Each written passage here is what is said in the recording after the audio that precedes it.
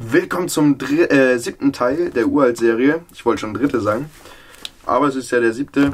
Und heute die Big Crackles, die es früher bei Lidl gab, mit einer meiner Lieblingsbatterien gewesen. Richtig schöne Peonies mit Crackling und ja, auch noch mit Seidenpapier oben.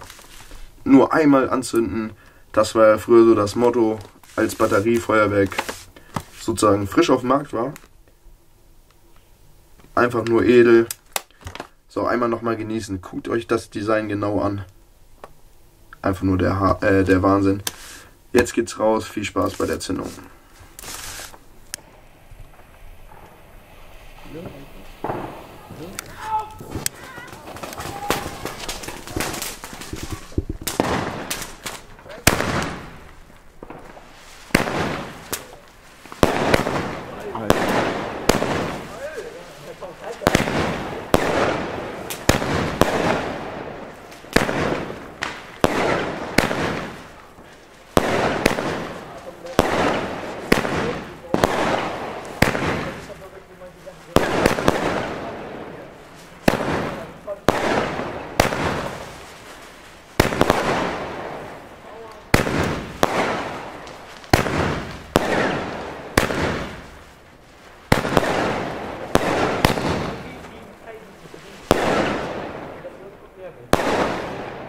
Der Abschluss ist so krank. Wahrscheinlich steigt.